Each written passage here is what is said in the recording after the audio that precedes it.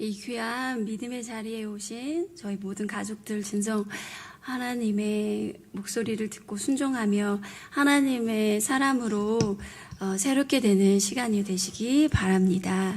오늘 본문은 사도 바울은 자녀들아 주 안에서 너희 부모에게 순종하라 이것이 옳으니라라고 말씀하기 바로 전 5장의 서두 부분에서 우리에게 왜 부모를 순종해야 되는지, 부모를 우리가 왜 공경해야 되는지, 하나님의 말씀의 계명에 왜 우리가 순종해야 되는지 그것을 말씀해 주고 있습니다.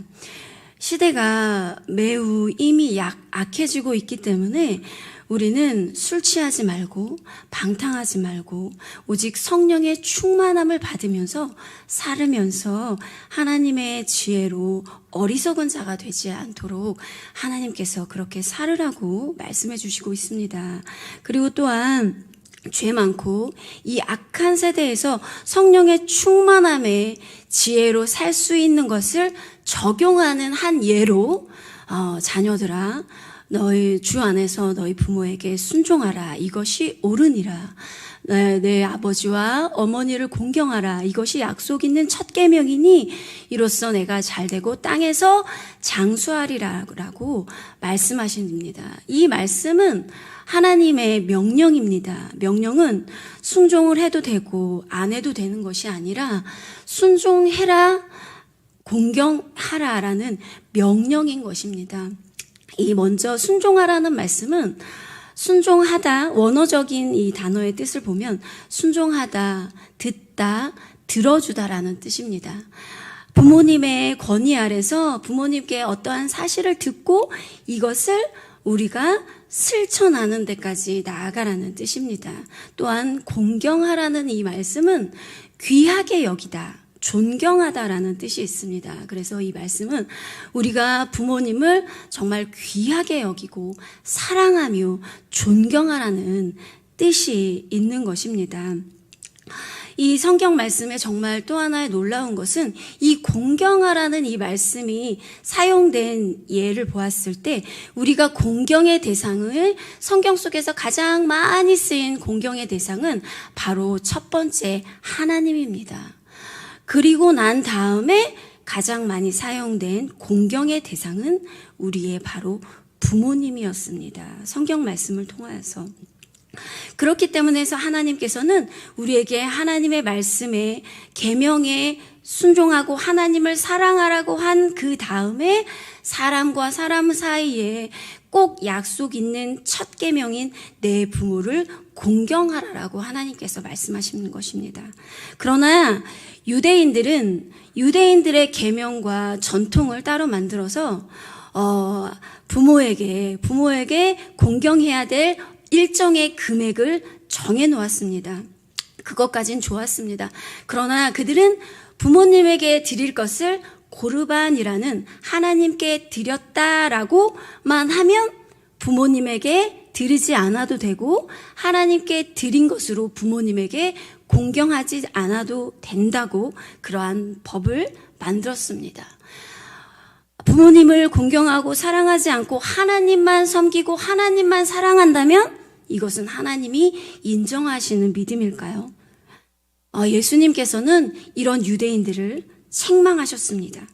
하나님을 섬김과 같이 너희 자신의 부모를 섬기고 사랑하고 보살펴야 된다는 것이 우리에게 예수님께서 주신 명령이십니다.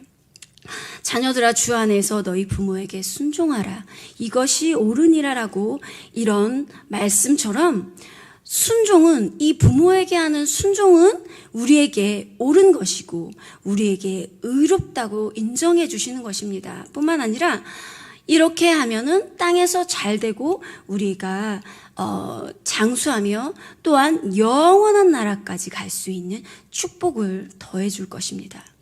그렇다면 부모에게 순종하지 않으면 어떻게 될까요? 옳지 않은 것이 되겠죠. 옳지 않은 것이 되면 바로 악이 되고 죄가 되는 것입니다. 안타깝게도 지금의 많은 사회적인 현실 가운데 많은 사람들은 이런 하나님의 말씀에 순종하지 아니할 뿐만 아니라 순종하지 않는 죄가 쌓이다 보니 순종할 수 없는 불경건한 사회가 되어버렸습니다. 저를 포함한 우리 모든 자녀들이요, 이 시대를 잘 분별하기를 원합니다. 세상의 흐름 속에 우리의 영혼을 맡겨서는 안 됩니다. 하나님이 말씀하신 그대로 하나님을 따라가야 되는 것입니다. 우리는 하나님이 보시기에 합당치 않은 일을 해서는 안 됩니다. 하나님이 보시기에 합당치 않은 일은 바로 로마서 1장 30절에 기록해 있습니다. 그것은 바로 비방하는 자요, 하나님께서 미워하는 자요, 능욕하는 자요, 교만하는 자요, 자랑하는 자요, 악을 도모하는 자요, 부모를 거역하는 자요. 하나님께서 말씀하시기를 하나님이 보시기에 합당치 않은 여러 가지 중에서 그 중에 부모를 거역하는 자가 포함이 되어 있습니다. 두렵지 않습니까?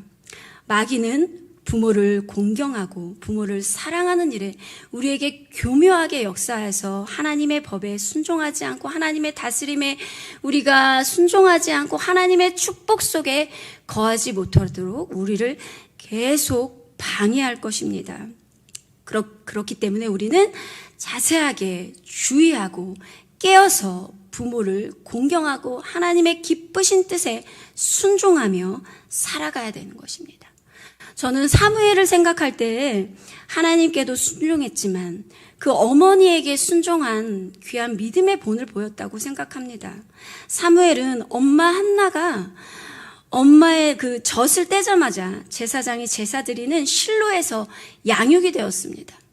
젖을 뗀 나이를 생각했을 때 저희 어머니에게 제가 젖을 뗀 나이가 몇 살이냐고 그랬더니 엄마가 저는 4살까지 젖을 먹었다고 하더라고요. 그럼 만약에 사무엘이 4살에 젖을 뗐다고 하면 4살부터 엄마와 떨어져서 살아야 됐었을 것입니다. 엄마 한나가 실로에 있는 그곳에 1년에 제사 드릴 때 단 몇 번만 갔습니다. 그때 옷을 지어줄 때 사무엘을 보고 그리고 계속 만남과 헤어짐을 계속 반복해야 됐었습니다. 그 속에서 우리 사무엘은 얼마나 힘들었을까요? 이 세상의 모든 것을 아직 분간하지 못하였던 이 사무엘은 어렸을 때는 자기가 이해할 수 없는 이런 상황 가운데서 하나님께 순종했고 부모에게 순종했습니다. 그렇던 이 사무엘이 이런 순종이 있었기 때문에 이스라엘의 두 왕에게 정말 기름을 부으며 이스라엘의 첫 선지자가 되는 하나님께서 크게 쓰시는 자가 되었었던 것입니다. 이것은 그의 이 축복은 그 어머니에게 순종했던 것이 그 축복의 첫 출발점이 되었다고 생각합니다. 저 또한 내 아버지와 어머니를 공경하라. 이것이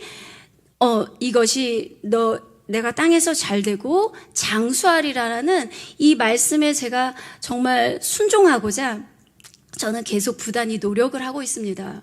그래서 저희 엄마가 지금 85세이신데 홀 어머니이십니다. 그래서 엄마가 어떠한 어려운 일이 있으면 항상 달려가고 도와드리고 또 외롭지 않도록 전화드리고, 이번에 또 시골에 갔는데 어머니께서 매실나무가 저희가 시골에 3그루가 있습니다. 그런데 그 매실나무에 농약을 해줘야 매실이 통통하고 벌레가 먹지 않는다고 하시는 것입니다. 그래서 어떻게 합니까? 오빠도 없고, 그래서 제가 우비를 입고 마스크를 쓰고 농약통을 메고 농약을 했습니다.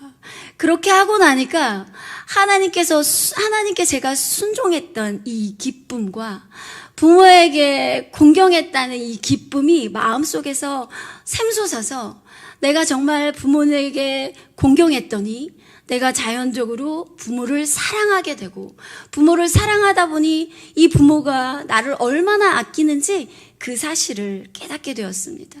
우리 예수님께서도 마찬가지이십니다.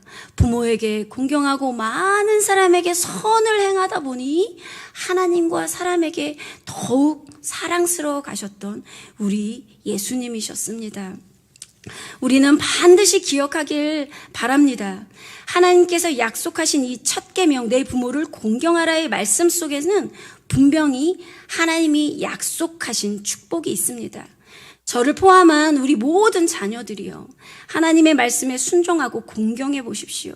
그러면 어느새 내 부모를 내가 더 사랑하게 되고 내 부모를 내가 더 사랑하게 될 것이며 내 부모가 나를 얼마나 아끼고 사랑하는지 그것을 깨닫게 될 것입니다. 또한 부모님의 가슴 속에 빛나는 자녀가 되어서 우리 하나님의 마음속에 꼭 드는 사람이 될 것입니다.